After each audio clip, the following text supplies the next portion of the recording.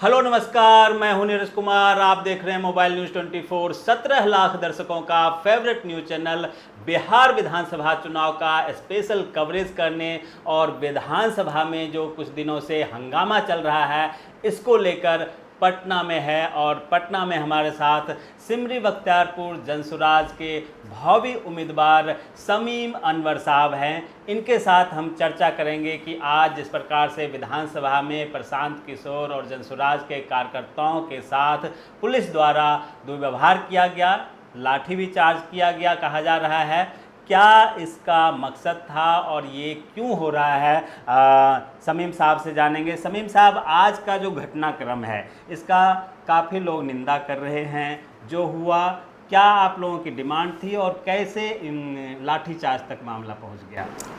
देखिए, हमारी जो बेसिक डिमांड थी जो अपोजिशन की होनी चाहिए, जी जी। डिमांड में सबसे बड़ा ये था कि जो प्रोमिसेस 5 साल पहले नीतीश जी की गवर्नमेंट ने किया था उसको आप फुलफ़िल कीजिए, जिसमें 94 लाख लोगों को उन्होंने कहा था कि 2-2 लाख रुपए मिलेंगे जो गरीब परिवार हैं, जो बीपीएल से नीचे हैं। दूसरा, उन्होंने 3 डिसमल ज़मीन हमारे दलित भाइयों को दिया था और बहुत सारे को पेपर भी आवंटन हो चुका है लेकिन उनका कब्ज़ा नहीं मिला है।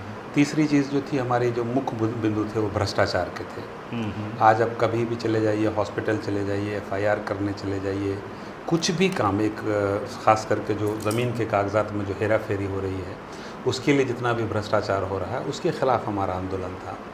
और जो हम लोग थे वेल डिफाइंड पाथ पे जा रहे थे, हज़ारों लोग थे, हमको लगता है कम से कम 25-30 हज़ार लोग थे उसमें, और बहुत पीसफुली हम लोग जा रहे थे। हमारा वेल डिफाइंड पाथ था। पहले उन्होंने कहा कि भाई उधर से नहीं जा सकते हैं, एयरपोर्ट की तरफ से नहीं जा सकते, तो हम लोग सामने का प्लान बनाए। फिर बाद में वहाँ से ऑर्डर आया कि नहीं, आप एयरपोर्ट का एक फ़िक्स रास्ता लीजिए, और विधानसभा तक जाने का ये था।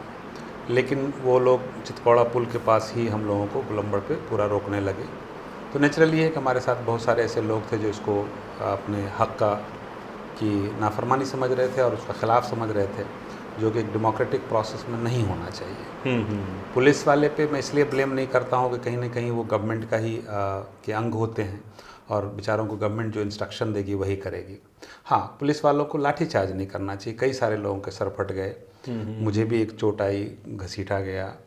प्रशांत किशोर के भी ब्लड देखिएगा। हमारे बूढ़े से हैं, हमारे जो भारती जी हैं जो अध्यक्ष हैं हमारे जनसुराज के, उनके बाजू में मतलब डंडे ऐसे मार रहे थे जैसे लगता है कि हम लोग कोई क्रिमिनल हों। तो कहीं ना कहीं वो सरकार का हताशा दिखा रहा है। बिल्कुल बिल्कुल। तो ये तो एक बात हो गया। दूसरी तरफ विधानसभा की अगर बात करें तो बीते 3 दिन से विधानसभा चल रहा है और विधानसभा चल क्या रहा है, ओपन होता है, 10-20 मिनट बाद स्थगित हो जाता है। और शायद आप भी जानते होंगे कि एक दिन के विधानसभा पर करीब 50 लाख रुपए जनता का पैसा खर्च होता है, जो टैक्स पेयर हैं उनका पैसा खर्च होता है। लगातार 3 दिन से ऐसा होना, चाहे पक्ष वाले हों विपक्ष वाले हों, विपक्ष वाला शायद मुद्दा उठा रहे हैं वोटर आईडी सत्यापन का, अगर करना है नहीं करना है, दोनों को करना है। इसमें विधानसभा को स्थगित करके जनता के पैसे की बर्बादी जो हो रही है, ये भी आप लोगों को लग रहा होगा, इसका भी कुछ मानते हैं आप? नहीं, देखिए, उसमें विधानसभा का सत्र की जहाँ तक बात होती है तो उसमें डिस्कोर्स ही होना होता है।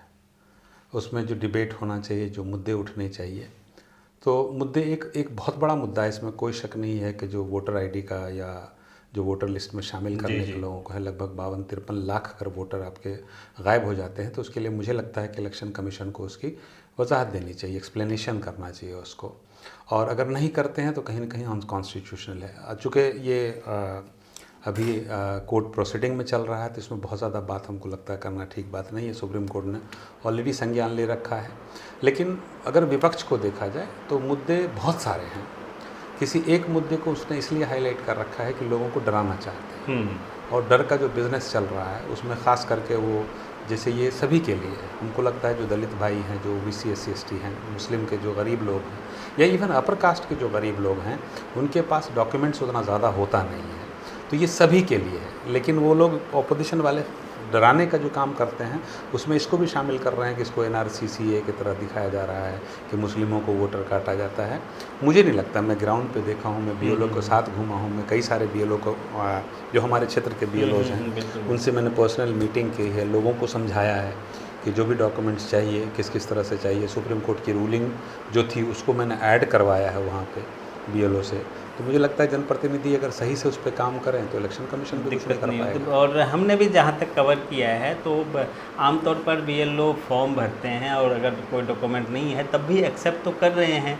सत्यापन की बारी तो अगले बार अभी आना 1 है। अगस्त अभी से तो फिर सिर्फ से फॉर्म होना ही है। हाँ, फर्स्ट फेज़ में तो ओनली वो फॉर्म ले रहे हैं, जी, उस पर आधार कार्ड नंबर दें या ना दें, ज़रूरी उन्होंने किया हुआ है नहीं, क्योंकि सुप्रीम कोर्ट ने भी ये कहा है और शायद 28 तारीख को नेक्स्ट हियरिंग है सुप्रीम कोर्ट जी, का, उससे पहले 26 तारीख को इन्होंने लास्ट डेट दिया है। तो क्या लग रहा है ये लास्ट डेट को बढ़ाया जाना चाहिए? ये आपकी पार्टी भी मांग कर रही होगी कि डेट जो है लास्ट डेट, क्योंकि लगभग सभी विधानसभा में अभी मेरा 4-5 विधायक से बात हुआ है तो सब ने लगभग कहा है कि किसी की विधानसभा में 10,000, किसी की विधानसभा में 12-15 हज़ार लोगों का जो है सॉर्ट आउट हो रहा है, जिनका मतलब किसी न किसी कारण नाम कट रहा है। हमारी पार्टी का क्लियर स्टैंड है कि इसमें इलेक्शन कमीशन एक कॉन्स्टिट्यूशनल पोस्ट है, उस पर हम डेफिनेटली शक नहीं करेंगे, लेकिन जिस तरीके से किया जा रहा है वो संदेह के दायरे में आता है और कहीं ना कहीं लगता है कि बीजेपी इसको मैनिपुलेट कर रही है, या जो भी गवर्नमेंट है अभी वो करंट गवर्नमेंट उसको मैनिपुलेट कर रही है, जो कि हमको लगता है किसी भी हेल्दी डेमोक्रेसी के लिए बिल्कुल ही अच्छी बात नहीं है। बिल्कुल। अब हम क्योंकि आप सिमरी बख्तियारपुर से ये करते हैं तो अब आपके क्षेत्र पे चर्चा करेंगे कि सिमरी बख्तियारपुर का विकास जिस रफ्तार से पिछले 5 साल में होना चाहिए वो हो नहीं पाया है। हालांकि कुछ हाईवेज़ ज़रूर बन गए हैं, सेंट्रल गवर्नमेंट द्वारा नेशनल हाईवे का भी एक और एक्सप्रेसवे का भी प्रस्ताव आपके क्षेत्र से गुजर रहा है, परंतु अगर विधायक निधि की बात करें, विधायक के फंड, निजी फंड की बात करें तो धरातल पर कोई खास दिख नहीं रहा है। हम लोगों ने भी अभी सर्वे किया था, उसका कुछ रिप्लाई भी आया। ये सारी चीज़ों के बावजूद वहाँ अगर प्रचार देखेंगे तो म्यूनिसिपल जो आपका है नगर निगम का, उनके सारे बोर्डों पे प्रचार में विधायक जी ने एयरपोर्ट बनवा दिया है, विधायक जी ने सिमरी बख्तियारपुर रेलवे स्टेशन बनवा दिया है, विधायक जी ने फलाना एक्सप्रेसवे बना दिया है, यही सब दिखता है। क्या आपको लग रहा है कि वहाँ पे विधायक जी ने भी कुछ काम अच्छा किया है? देखिए, विधायक जी ने जो काम किया है, अगर हम ओवरऑल की बात करें उसमें, तो जो नेशनल हाईवेज़ हैं या जो सेंट्रल गवर्नमेंट की स्कीम्स है वो तो होना ही था, वो सेंट्रल गवर्नमेंट की स्कीम्स है। विधायक जी ने क्या काम किया है उसका मुझे नहीं लगता है कि धरातल पे बहुत ज़्यादा दिखता है और लोग इसको अच्छी तरह समझते हैं। मुझे उस प्रचार का, मैं ग्राउंड पे घूमता हूँ, मैं लोगों से बात करता हूँ, उस प्रचार का इतना ज़्यादा कुछ फ़र्क नहीं पड़ रहा है, क्योंकि लोग बहुत कुछ जान रहे हैं। सबसे बड़ी चीज़ है करप्शन। हर कोई ये बात जान रहा है कि चाहे किसी भी, आप किस बात के लीडर हैं, अगर आपकी जनता को हर इस पर, चाहे ग्रुप लोन हो, चाहे हॉस्पिटल हो, चाहे FIR के लिए हो, चाहे ज़मीन के कागजात के सिलसिले में हो, हर जगह करप्शन है, हर जगह करप्शन है, बिल्कुल, हर जगह पैसे लिए जाते हैं और आप कभी किसी जनता के साथ खड़े नहीं हुए, नहीं होता, लोगों के साथ जा कर के नहीं हुए। तो विकास और वृद्धि जिसकी बात करते हैं, जैसे मैं कई बार बोल चुका हूँ इस बात पे कि पूर्णिया सहरसा पटना पूर्णिया एक्सप्रेसवे बन रहा है जी, जिसमें 20,000 करोड़ की लागत से लगेगा। अभी देखिए जनता की समस्या क्या, पटना पूर्णिया के लिए 2 बेहतरीन रास्ते हैं। अभी हम लोग कल आए हैं, 4 घंटे में पहुंच गए हैं बख्तियारपुर, सिमरी बख्तियारपुर से पटना। 4.5 घंटे लग जाएंगे, 5 घंटे लग जाएंगे दिन में। 2 रास्ते हैं पूर्णिया से मानसी होते हुए, पूर्णिया से सुपौल होते हुए आप आराम से आ सकते हैं। ये तीसरा रास्ता बनाने की वैसी सरकार को ज़रूरत नहीं थी जहाँ पे बेसिक इंफ्रास्ट्रक्चर, जो मूलभूत आधार संरचना है वो नहीं है। जैसे मैं बता रहा हूँ आपको, एक एम्स बनाने में 900 करोड़ रुपए लगते हैं।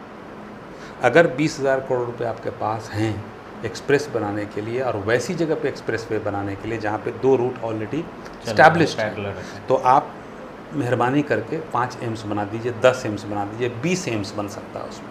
कॉलेजेस बना सकते हैं। एक नेतरहाट बनाने में, मैं आपको डेटा देता हूँ कि एक नेतरहाट स्कूल चलाने में 500 करोड़ रुपए खर्च होते हैं, यानी कि 40 नेतरहाट जैसे स्कूल बन सकते हैं।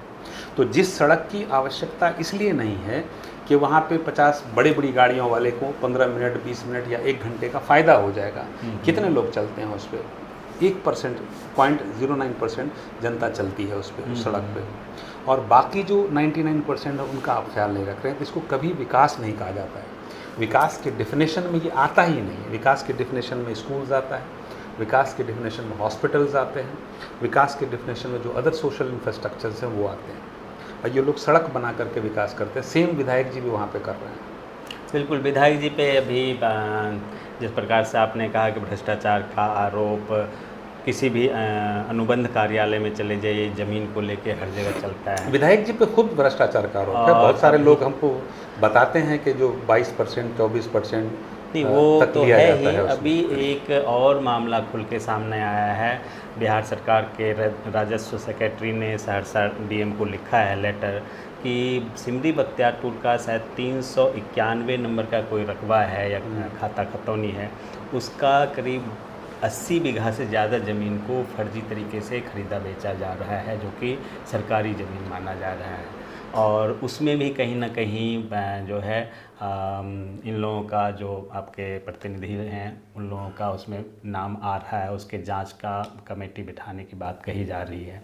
इसके अलावा इन सब चीज़ों को छोड़ के विधायक जी विधानसभा में सवाल क्या उठाते हैं, एक छोटी सी आंगनवाड़ी कार्यकर्ता के बारे में कि उस आंगनवाड़ी में सही से बच्चों को नहीं पढ़ाया जा रहा है या कुछ और, ताकि उस आंगनवाड़ी कार्यकर्ता का वहाँ से निलंबन हो जाए, सस्पेंशन हो जाए। इतने बड़े बड़े भ्रष्टाचार उनको नहीं दिखता है। बीडीओ ऑफिस में, कलेक्ट्रेट ऑफिस में या नगर परिषद ऑफिस में भ्रष्टाचार उनको नहीं दिखता है। एक जो आपका आंगनवाड़ी की कार्यकर्ता में उनको भ्रष्टाचार दिखता है, उनका नौकरी खा जाते हैं। तो क्या आंगनवाड़ी कार्यकर्ताओं से भी उनका कमीशन बंधा हुआ है? और ऐसे लोगों के बारे में सिर्फ विधानसभा में सवाल वो उठाते हैं जिनसे उनका वहाँ तक कमीशन ना पहुँचता हो, और जो लोग कमीशन देते हैं वो लूट मचाए हुए हैं। देखिए, मुझे इस बात का ज़्यादा इल्म नहीं है और मुझे नहीं लगता है कि मैं इस पर ज़्यादा बोल पाऊँगा, चूँकि 391 वाले इश्यूज़ सुनने में आ रहे हैं, लेकिन मुझे मैं आपको डॉक्यूमेंट भेज दूंगा मेरे पास। मुझे डिटेल उसके बारे में इतना सुनने में आ रहा है कि 391 का जो इशू है वो वक्फ की ज़मीन है, और वक्फ की ज़मीन वक्फ को होनी चाहिए अगर, या सरकारी है उसमें, तो मुझे लगता है कानूनी कार्रवाई जो होनी चाहिए वो होती ही रहनी चाहिए। लेकिन अगर पर्सनल वेंडेटा पे अगर कोई बंदा, इतना बड़ा आदमी अगर इस तरह से करता है तो वो बिल्कुल ही अच्छी बात नहीं है। बिल्कुल बिल्कुल। और भ्रष्टाचार पे जैसे मैंने कहा कि छोटा सा आंगनवाड़ी कार्यकर्ता का मुद्दा विधानसभा में उठाने की ज़रूरत लगता है, एक विधायक को शोभा देता है ऐसी बात? वो तो खैर विधायक जी, हमको लगता है कि खुद ही अगर डायरेक्ट आपका भी मौका मिले तो उनसे पूछ लीजिएगा। मुझे लगता है कि इससे बहुत बड़े बड़े इशू हैं। अगर हम सिमरी बख्तियारपुर की ख़ास करके बात करें तो पिछले 70-80 साल में ये दो धारा चलाई गई है, और उसी दो धारा में पॉलिटिक्स चल रही है अभी तक, और उससे समाज का बिल्कुल ही भला नहीं हुआ। ये आप जनता से जाकर के पूछ सकते हैं। समाज का भला का मतलब है कि सेम चीज़ है कि अगर एक छोटा सा पेट की भी बीमारी होती है तो सीधे सहरसा रेफर किया जाता है। लोगों को अगर देखें तो ये आम जनता से पूछने वाली बात है कि क्या आप इसी तरह से जीना चाहते हैं, क्या आप उसी तरह से मरना भी चाहते हैं? कि अगर एक छोटे मुद्दे पे अगर स्कूल की बात हो, हॉस्पिटल की बात हो, कॉलेजेस की बात हो, मेजर इंफ्रास्ट्रक्चर की बात हो, अगर आप गलियों में चले जाएं तो जिस तरह से वहाँ सिमरी बख्तियारपुर की जनता अब तक जीती आ रही है, क्या वैसे ही जीना है आपको? अगर नहीं जीना है तो आपको सोचना पड़ेगा। बिल्कुल। और अगर नहीं सोचते हैं तो आप अपनी आने वाली जनरेशन को गड्ढे में डाल रहे हैं। बिल्कुल। और आप कम से कम 5 साल तो बर्बाद करने ही वाले हैं। अगर आप करने वाले अगर दोबारा इस तरह से करते हैं। लास्ट में आप, क्योंकि आपने बारीकी से देखा है पिछले कुछ समय से सिमरी बख्तियारपुर को, वहाँ के लोग आप तक कौन कौन सा शिकायत लाते हैं, और उनको हैंडल करने के लिए जब उम्मीदवार आप बनेंगे तो उन्हें ख़त्म करने के लिए क्या आपने रोड मैप बनाया है? वहाँ के स्थानीय मुद्दों का निवारण हो, समस्याओं का निवारण हो, उसके लिए आपका क्या रोड मैप है? पार्टी के अलावा, पार्टी का जो रोड मैप है उसके अलावा स्थानीय रोड मैप आपने क्या बनाया है? स्थानीय रोड मैप में जो सबसे बड़ी प्रॉब्लम है वो एजुकेशन की है। एजुकेशन में हमको लगता है कि बहुत एक्सट्रीम लेवल का मिसमैनेजमेंट है। जो अगर बच्चों को देखिए तो सिवाय खिचड़ी खाने के वहाँ कुछ भी नहीं होता है। स्कूल में बच्चों को बुलाया जाता है लेकिन हर वो चीज़ की जाती है कि बच्चे ढंग से नहीं पढ़ें। टीचर्स जो हैं, टीचर्स को उतना मौका नहीं दिया जाता है और टीचर्स की क्वालिटी बहुत घटिया लेवल की है। बहुत ज़्यादा टीचर्स जिनको दस्तखत करने नहीं आता, अंग्रेज़ी के टीचर उनको अगर उनसे ये पूछ दीजिए कि where do you come from, वो जवाब नहीं दे पाएंगे। उस स्तर के टीचर उस बच्चे को क्या पढ़ाएंगे जब 21st सेंचुरी में हमारे यहाँ AIA की बात हो रही है, रोबोटिक्स की बात हो रही है, जेनेटिक इंजीनियरिंग की बात हो रही है। वो बच्चे हमारे मासूम से रह जाएंगे और कभी भी कंपटीशन आगे नहीं बढ़ पाएंगे। तो सबसे पहला काम जो मेरा होगा, तो एजुकेशन सिस्टम जो एग्जिस्टिंग सिस्टम है उसको जितना हद तक हम सुधार सकते हैं पूरी कोशिश करेंगे, और ट्रेनिंग करवाएंगे पर्सनल लेवल पे हम कि किस तरह से टीचर्स को, टीचर स्टूडेंट का इंटरेक्शन कैसे होना चाहिए। दूसरी चीज़ है कि इंफ्रास्ट्रक्चर जो है, जो इंफ्रास्ट्रक्चर आधारभूत संरचना है उसमें प्रशांत किशोर भी कह चुके हैं, जनस्वराज की पॉलिसी भी है कि विश्व स्तरीय हम लोग स्कूल बनवाएंगे। और एलिमेंट्री एजुकेशन बहुत ज़्यादा ज़रूरी है निस्बत यूनिवर्सिटीज़ के, तो उसको हम लोग बढ़ाएंगे। दूसरी चीज़ जो मुझे सबसे बड़ी समस्या वहाँ पे दिख रही है, औरतों का शोषण हो रहा है। ख़ास करके जो गरीब महिलाएं हैं उनका ग्रुप लोन के चक्कर में बहुत एक्सट्रीम लेवल का शोषण हो रहा है। मैं बता नहीं सकता हूँ किस लेवल का शोषण हो रहा है। बदतमीज़ी की जाती है, गालियाँ दी जाती हैं, घर से सामान उठा लिए जाते हैं, कई सारे को तो ब्लैकमेल किया जाता है।